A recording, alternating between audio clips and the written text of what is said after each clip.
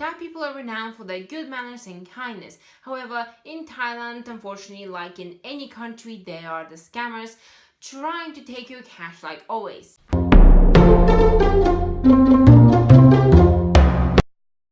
Now, if you are ever in trouble in Thailand, then we're going to put some emergency numbers on the screen right now. So if you need to contact the police or the ambulance service, pause here if you need to write them down. We did encounter a few sketchy situations whilst in Thailand, and some of what we're about to mention are some extremes, but all you need to do is do your research like we did and play off your common sense. And if it looks too good to be true, too much of a great deal, then it probably is not legitimate. So here are the 10 situations that you should look out for. Number 1.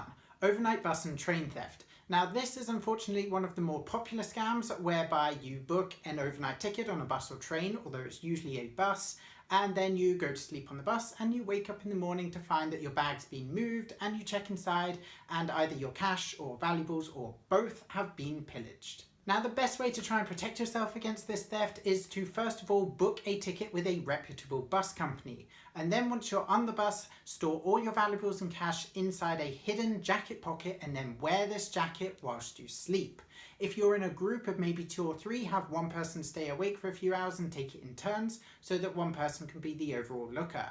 Or maybe if you're by yourself, then you can put your valuables in your hold luggage and this will be stored on the underneath of the bus so no one on the inside can reach it. Now these methods aren't 100%, but it's certainly better than doing nothing at all. Number 2, the closed temple palace scam. Some very official looking person will approach you close to the entrance of the temple that you wish to visit, or your tuk-tuk driver may tell you that the exact temple you wish to visit today is closed for a religious ceremony. Then they will recommend you another temple which they could drive you to that is open today, and it is only open once a year, and so it happens that that day is this day. But the chances are that they're probably just trying to get more money out of you by driving you to a far off temple which will charge you a huge entrance fee.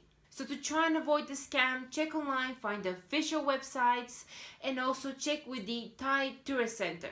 And if it turns out that the temple is really close today, then go back tomorrow and do not get in a tuk-tuk.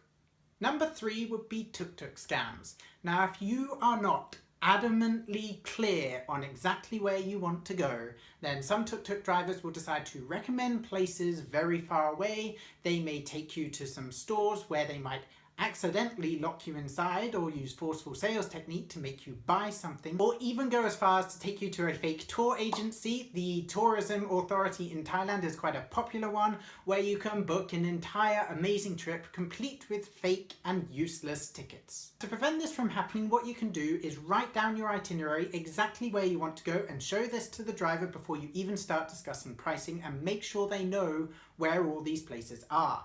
And then as you're touring along, if you don't want to go to the places they're recommending, then all you have to do is politely say, no thank you, I don't want to, no thanks, or no. You can also use a Facebook group, which I've linked in the description below, where you can ask other travellers which tuk-tuk drivers they used and where they went.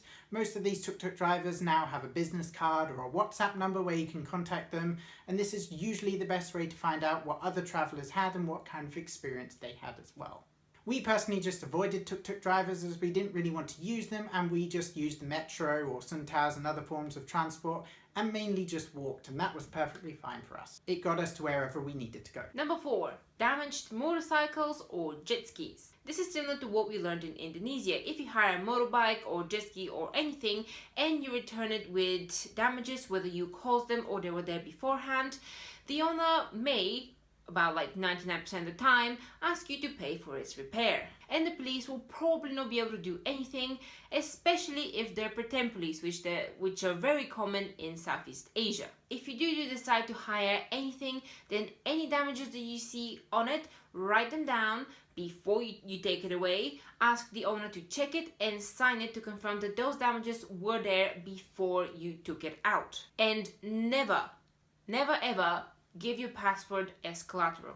Number 5 would be timeshare schemes. Now, these are easily solvable by common sense, and they're not too common nowadays, but I'm still going to go over what it entails. First of all, timeshare schemes are basically some form of investment, or you buy stocks into some sort of building or company or something or other where you can get money back in the long run. So how these schemes will play out is you'll be approached by someone who's doing some sort of questionnaire or marketing research. You simply do their little thing and they'll claim that you're a lucky winner who's won an amazing prize. All you have to do is follow them to some sort of building where there'll be other tourists and travellers there. It will all look very official. There'll be a big presentation on the screen and they'll be presenting some sort of timeshare scheme which will be an amazing investment and you'll get an amazing discount if you sign up right now. The chances are this timeshare scheme probably even won't exist and you'll probably be asked to pay even if you just want to leave. They probably won't let you leave until you've paid at least some form of payment into this timeshare scheme. The simplest and easiest way obviously to avoid these is to refuse their kind offer to lead you up to the building, or just don't complete the questionnaire or market research in the first place. Number 6, cheap knockoffs. Whether it be gems, suits, jewelry or rare silks, if the price sounds too good to be true for what the seller is telling you the item is, then it probably is a cheap fake. This sometimes catches some people out as Thailand is known to be a cheap country. However, if you don't care about how real or fake something is, then go ahead and buy them if you wish them. Stuff, trinkets, we like those stuff. Number 7 would be sex show scams. Now, as well as being known for being quite cheap, Thailand is also quite well known for its red line districts. Ping pong shows and who knows what else happens in some of those bars, but you can quickly lose your morals and cash and a free entrance will probably entice you into a particular type of bar, and then you may be led to a very dark room with bright and strobing lights with lots of basically naked women and probably some ladyboys too if you're lucky. You'll be asked to buy a round of drinks for these people, and then after a simple sexual trick you'll be asked to give a very generous tip. Now, if you at this point think that something's a bit up and you decide to leave, then good luck getting past some of the bouncers at the door without paying a bribe of thousands of baht, or getting roughed up in the process. Now, if you really still want to go and do it and to avoid the dodgy bars, then all you need to do is make sure you do your research into the good bars, ask some other travellers, and you should be okay. Number 8, general taxi scams. From broken meters to roundabout journeys to claiming that the charge was actually per person or that your luggage needs a fare too, taxi scams are all around.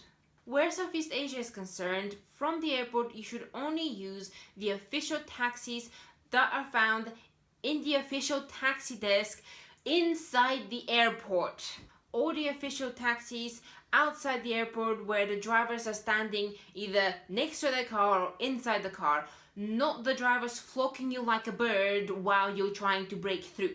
And also make sure you know exactly where you're going, because even if they are legitimate, you don't want their meter running while they're trying to find where you're staying. Number 9 is wrong change or fake notes. Now, this isn't too common again, but how it plays out is basically they give you incorrect change, or what they'll do is claim that you have a fake note and they'll take it out the back to check it, at which point they really will swap it for a fake note, come back and say, unfortunately, this is a fake, you're going to have to pay with another note. To prevent these problems, basically try and pay as an exact change as possible, and if someone does claim you have a fake note, do not let them take that note out of your sight.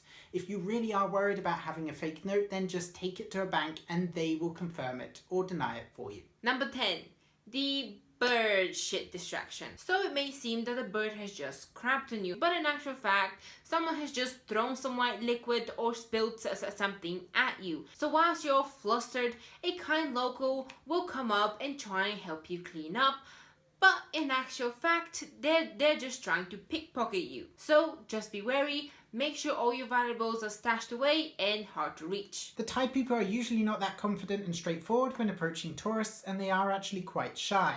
So if a very well-spoken, confident person approaches you and says something quite ridiculous and honestly, then it's probably a trick. So if you know of any other scams or you're worried about any scams that we haven't mentioned and you wish to ask more information, then leave a comment down below in the comment section. Don't forget to give this video a thumbs up if it helped you, of course, and follow us on Facebook, Twitter and Instagram to stay up to date. Yeah, and subscribe for more videos on Thailand and any other countries we go to.